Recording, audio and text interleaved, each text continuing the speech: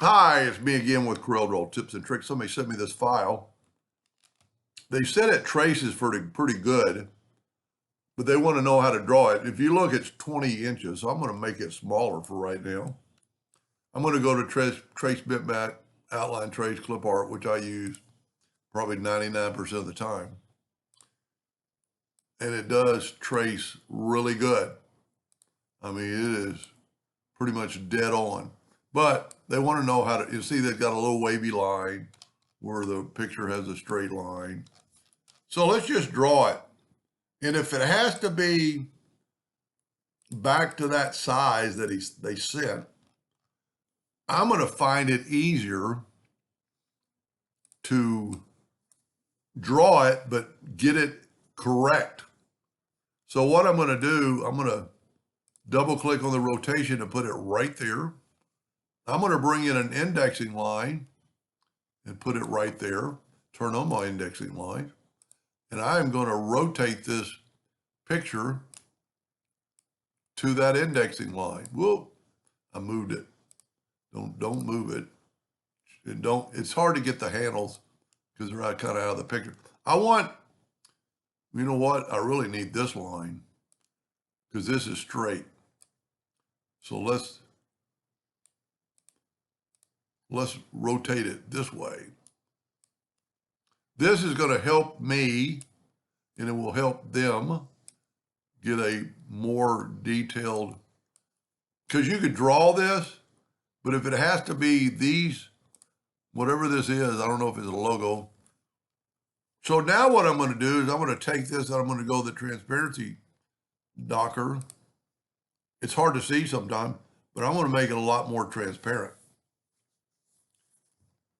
And I'm just going to draw this square or this triangle shape. Let's get the 2-point line. And see, there's nothing to snap to, but we're going to get it pretty close. Now I'm going to try the way I would draw it.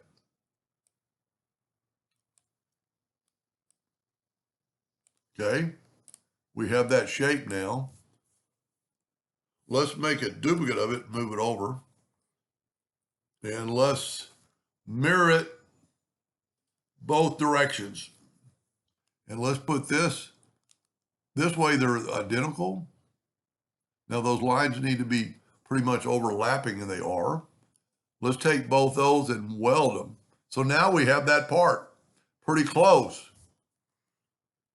Now I'm going to take an ellipse. You know what?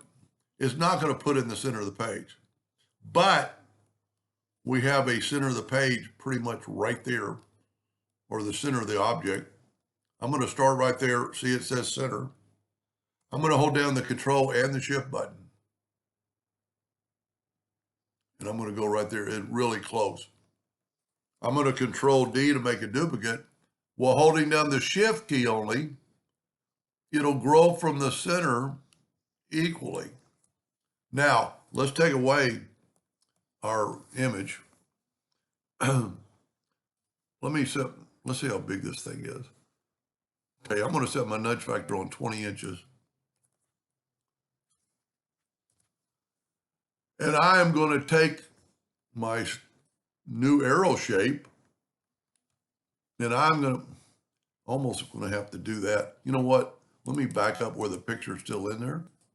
And now, see, I moved it a little bit. There we go. Let's set our nudge factor on 18 inches. And let's move the picture and the arrow and try to get that exact spacing. So what I'm going to do is I'm going to grab that arrow. I'm going to go to effects, and I'm going to go to contour, and I'm going to contour 0.25. Look at that. Almost, that's dead on. Now I can move that out of the way. I can break the contour apart, but I don't really have to. Now I'm going to take my circle, and if you remember, let me move that out of the way. So I'm going to be nudging this whole time. I'm going to put that kind of in the center, put that in the center. Oh, and see, remember I've got it up and down, so we need to, I hope I got the original to get it to that slant. I'm going to get my Smart Fill tool. I'm going to set on red. I'm going to go ahead and just nudge it over, because now I want to take my arrow and fill it in with black and nudge it over. Look at that. Now, the only problem is, you know what? Oh, I moved it. I'm going to nudge it back. If you remember, I rotated it. So let's put this to 0. Look at that. Now, it didn't rotate equally, but we can go and this was 46.86 degrees that we rotated it. So let's group this together, Control G, and rotate it a negative 46.86 degrees. Put this back to 0. Nudge it over. Well, remember, it didn't rotate good. But I would almost guarantee that that's that. Now, let's take the transparency docker off. Let's slide it back to full color. I don't know if he needs a gray background, but that's neither here nor there.